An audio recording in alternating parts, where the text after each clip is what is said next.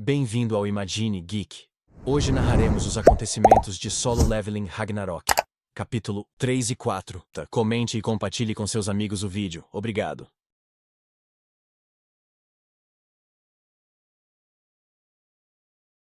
Anteriormente em Solo Leveling Ragnarok, um súbito colapso de dungeon despertou os poderes ocultos de Surro.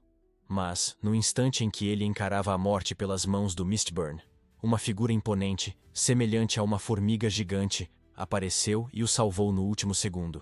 Surro mal se agarrava à vida, sua visão se apagando, enquanto a figura ameaçadora da formiga se erguia sobre ele. Um salvador nascido das sombras. Exausto e drenado, ele finalmente sucumbiu, desmaiando. Beru ajoelhou-se rapidamente ao seu lado. Um brilho suave pulsava de suas mãos estendidas, envolvendo o corpo ferido de Surro com ondas de calor curativo. A expressão de Beru se torceu em tristeza, enquanto sussurrava arrependido, lamentando sua chegada tardia.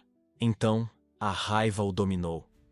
Vapor negro jorrou do corpo de Beru, envolvendo-o em uma névoa furiosa enquanto seus olhos se fixavam no Mistburn, que ainda permanecia em pé em meio aos escombros.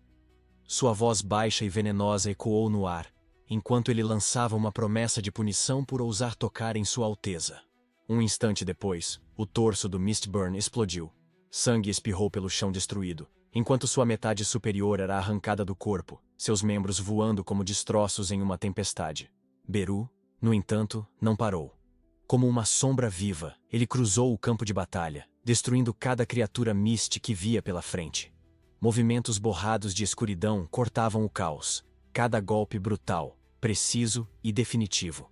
Suas garras mergulhavam fundo na carne, despedaçando qualquer coisa que ousasse se aproximar de seu jovem mestre. Em pouco tempo, o silêncio tomou conta do ar. À distância, policiais observavam congelados no lugar.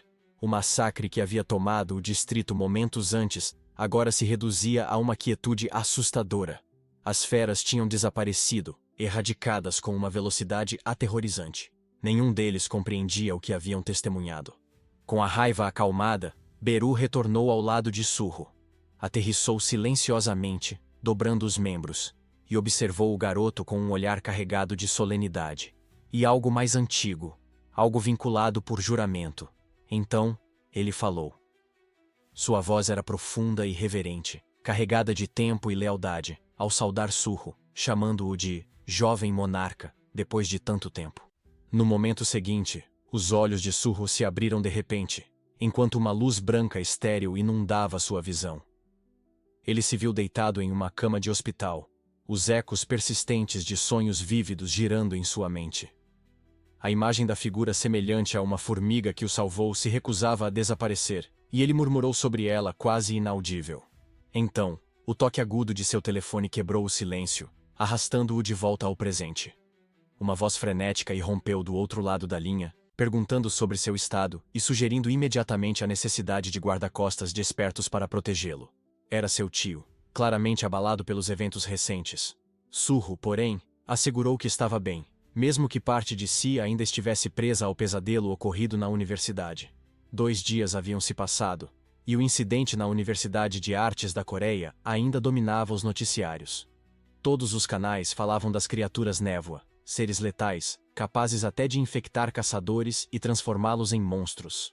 Críticas cresciam contra a Associação dos Caçadores por sua resposta tardia, especialmente porque o ataque havia ocorrido em um distrito urbano movimentado. No entanto, em meio ao caos, uma pergunta pairava sem resposta. Quem havia eliminado completamente todos os Mistburns? Enquanto Surro analisava os relatos e tentava entender tudo, finalmente aceitou que seu despertar não havia sido um sonho, mas uma incerteza persistia. Ele se lembrava claramente de ter sido dilacerado por um Mistburn de Rank C. Por todas as medidas lógicas, ele deveria estar morto. E ainda assim, ali estava ele, respirando, intacto. Então, dos cantos do quarto, uma voz cortou o silêncio. Beru emergiu das sombras, sua forma insetoide se materializando silenciosamente. Apresentou-se formalmente e informou a Surro que ele o havia protegido e eliminado os Mist. Surro se sentou alarmado com a aparição repentina. Enquanto isso, Beru o observava com uma emoção intensa. Lágrimas se formavam nos olhos do poderoso invocado, maravilhado com o quanto seu jovem monarca havia crescido. Conforme Beru falava, a mente de Surro girava. Memórias fragmentadas há muito enterradas começaram a emergir. Lembranças da infância, lampejos de criaturas sombrias e leais que haviam estado próximas dele, começaram a se conectar formando uma verdade quase esquecida. Reconhecendo a formiga, Surro ouvia Beru contar as dificuldades que enfrentou, como atravessou dimensões apenas para se reunir com ele. Ainda assim, Surro permanecia confuso, pois as memórias recém-surgidas só aprofundavam o mistério. Por que ele viveu entre essas criaturas? E por que aquelas lembranças haviam desaparecido até agora? Mesmo assim, algo chamou sua atenção. Beru, antes gigantesco e monstruoso, agora parecia menor do que ele se lembrava. Percebendo a observação, Beru explicou que a viagem interdimensional consumia muita mana, sendo a causa de sua redução de tamanho. Ao verificar a janela do sistema, Surro viu Beru registrado como uma entidade de grau privado. A humilhação enfureceu Beru, que amaldiçoou o sistema por rebaixá-lo de um rank marcial a uma classificação tão baixa. Surro, indiferente ao acesso de raiva, saiu da cama com novo vigor, já sentindo que seu corpo havia sido restaurado pelos esforços de Beru. O Beru, claramente desconcertado, admitiu que sua missão principal era liberar os poderes selados de Surro, embora estivesse surpreso e orgulhoso ao ver que o garoto já começava a romper o selo por conta própria. Mas a curiosidade de Surro crescia.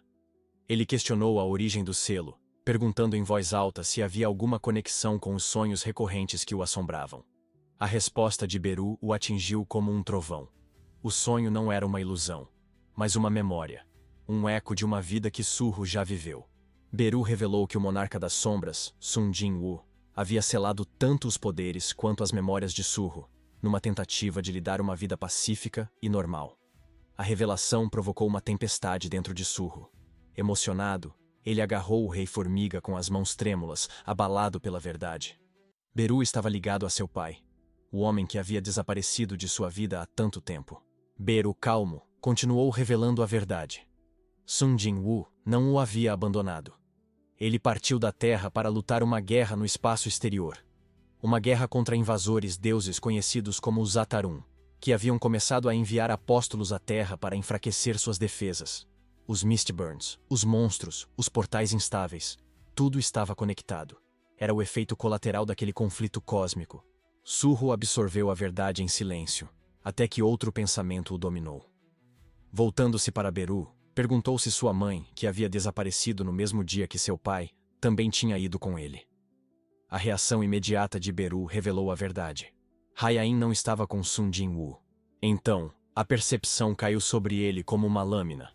Os Zatarum haviam agido em segredo, tecendo uma trama sombria na terra que separou Haiyan de Sun Jin-woo. Isso enfureceu Surro. Os Zatarum provavelmente eram os responsáveis por destruir sua família.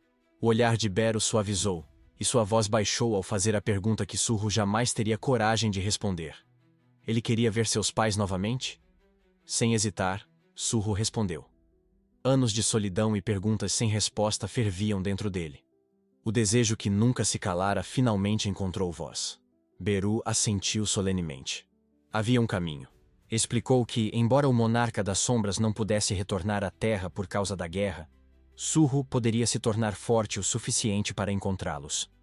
A chave para essa força estava em desbloquear o poder adormecido dentro dele. Com isso, Beru retirou uma chave sombria das sombras e encorajou Surro a seguir em frente. Logo em seguida, uma notificação do sistema apareceu, detalhando as condições de seu próximo desafio. Como filho do monarca das sombras, um imenso poder estava selado dentro dele. Para acessá-lo, Surro teria que entrar na Dungeon das Sombras e superar suas provações. A chave brilhava suavemente em sua mão, pulsando com poder. Não era feita para trancas do mundo físico, ela interagia com sua própria sombra. Seguindo as instruções de Beru, Surro hesitou apenas por um instante antes de girar a chave. A sombra cedeu como água, puxando a chave para dentro, como se a recebesse de bom grado. Uma explosão de energia sombria surgiu do chão, engolindo o quarto em tentáculos retorcidos. O espaço gemeu e se distorceu até que um portal se formou diante dele. A voz de Beru ecoou com propósito, incentivando Surro a atravessar e reivindicar o que sempre foi seu. Surro se colocou à beira do portal, a mente girando, deuses guerreiros, um pai lutando entre as estrelas. Parecia ficção, e ainda assim a realidade pulsava diante dele. Se havia qualquer chance de rever sua família, nenhum preço seria alto demais. Com a determinação queimando em seu olhar, Surro fez sua escolha. Ele se tornaria mais forte, não importava o que fosse necessário. Atrás dele, Beru permaneceu em silêncio, seus pensamentos voltando aos últimos momentos com o Monarca das Sombras. Ele havia se ajoelhado diante de Sun Jinwoo, recebendo a ordem de retornar à Terra e despertar os poderes e memórias de Surro, caso a guerra alcançasse seu mundo. A voz de Sun Jinwoo fora clara, mas deixara espaço para a decisão, uma escolha que agora recaía sobre os ombros de Beru. E neste novo capítulo, Beru aceitou completamente essa responsabilidade. Ele permaneceria ao lado de Surro, guiando-o, protegendo-o e garantindo sua ascensão.